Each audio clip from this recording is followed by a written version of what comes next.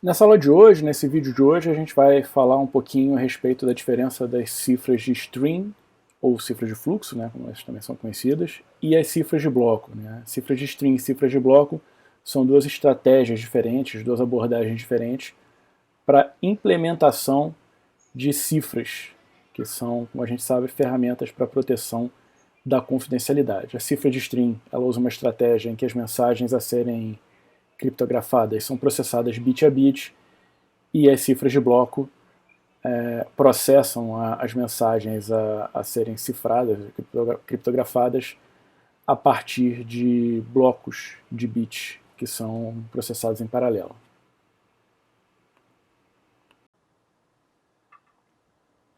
Bom, então nessa aula de hoje nós vamos fazer essa comparação, né, entre essas duas classes de cifras que a gente chama de cifras de string e cifras de bloco.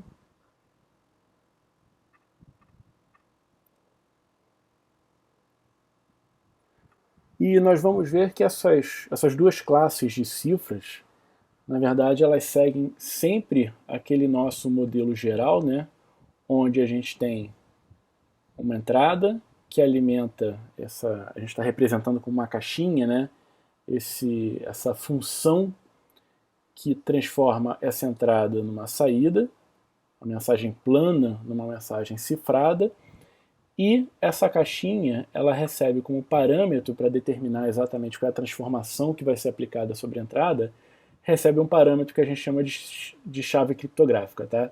E na nossa notação, a gente tem representado a entrada como x, né, a mensagem plana como x, a gente tem representado a saída como y, a mensagem cifrada, e a nossa chave criptográfica a gente representa com a letra K.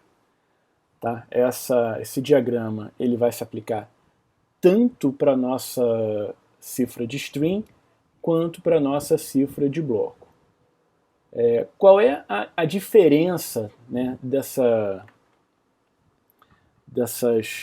duas cifras? A diferença é a forma como o x é processado. Tá? Então eu vou criar aqui duas cópias desse diagrama. E a partir dessas duas cópias a gente vai poder discutir melhor como é que funcionam essas duas estratégias. Tá? Então, basicamente, a grande diferença é que, no caso da cifra de string, eu vou escrever aqui para a gente saber de quem a gente está falando, né? No caso da cifra de string, a mensagem que é recebida como entrada pela função de transformação, pela cifra, ela é operada bit a bit, tá? Então a gente às vezes até representa aqui esses bits da mensagem x na horizontal. x1, x0, na verdade, x1, x2 e assim por diante. Representando, de certa forma, esses bits chegando numa fila, né? E sendo processados individualmente. E, em contrapartida, né, no caso da cifra de bloco, eu vou escrever aqui o bloco para a gente saber que a gente está falando da cifra de bloco, a gente frequentemente representa esses bits da nossa mensagem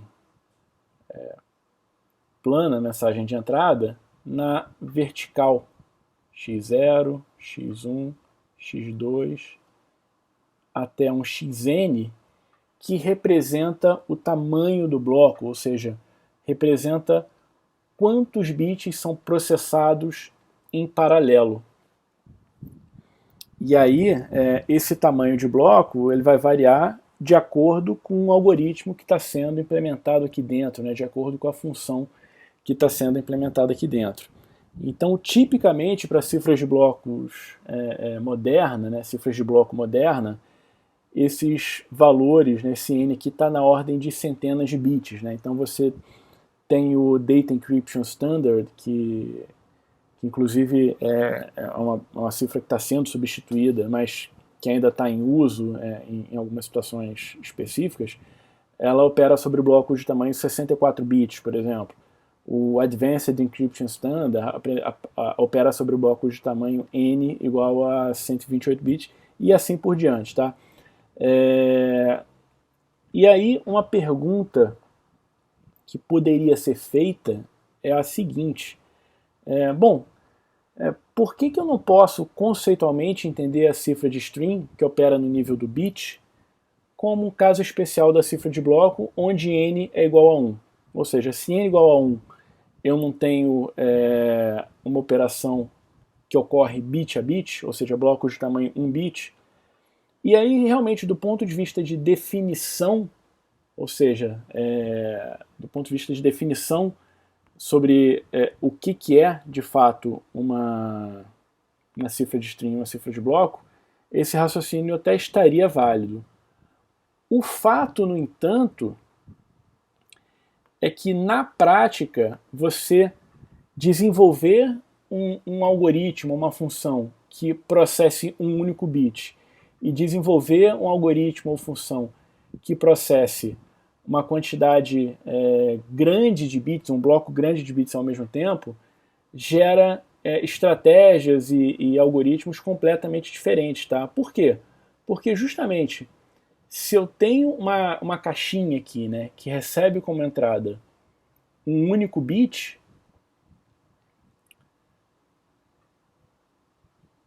o que essa caixinha vai ser capaz de fazer, dado que eu tenho já a chave selecionando qual é a transformação que vai ser aplicada sobre essa função aqui?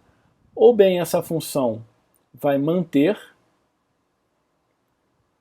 esse bit, ou seja, o 0 vai permanecer como 0 e o 1 vai permanecer como 1, ou ela vai inverter.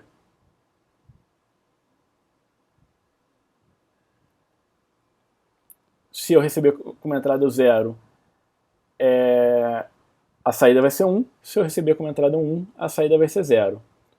Ou seja, o fato de eu ter um bit apenas sendo entrada dessa transformação aqui, vai permitir que eu tenha poucas opções de transformação a ser feita sobre esse bit. E aí o que acontece na prática é que em vez do K ser uma entrada direta, a chave criptográfica ser uma entrada direta para essa função que vai operar sobre o bit de entrada, esse K ele vai dar origem também a uma sequência de bits que é derivada dessa chave K. Em contrapartida, no caso em que eu tenho aqui, por exemplo, 128 bits sendo apresentados como entrada para uma função de transformação, né, criptográfica, né, sendo apresentado como entrada para essa cifra, uma vez fixada uma chave K, esses 128 bits aqui, eles podem ser transformados para quaisquer 128 bits na saída, tá? Então, se eu tenho aqui uma saída de tamanho 128 bits, eu tenho 2 elevado a 128 possíveis saídas para cada uma das entradas, tá? Obviamente, nem todas essas possibilidades vão ser possíveis, dependendo também do tamanho da chave, mas potencialmente o meu algoritmo vai ser capaz de construir uma quantidade muito grande de possibilidades de saída. E aí, para alcançar uma quantidade grande de possibilidades de saída, eu vou ter operações muito mais complexas acontecendo aqui dentro, né? Em comparação ao caso da cifra de string, onde eu só tenho 2 operações possíveis, né? A manutenção ou a inversão. Essa diferença entre as estratégias de você receber bit a bit ou de você receber blocos de bits acabam influenciando exatamente na forma como eu construo essa caixinha, e eu estou incluindo aqui essa forma de receber a chave K, né? Porque dependendo do modo de operação, da tipo de cifra, né? Cifra de string ou cifra de bloco, a própria forma de tratar a chave e a forma como a chave determina a transformação vai ser diferente também. E exemplos práticos a gente vai ver em outras aulas em que a gente vai estudar tanto cifras de string contemporâneas, tá?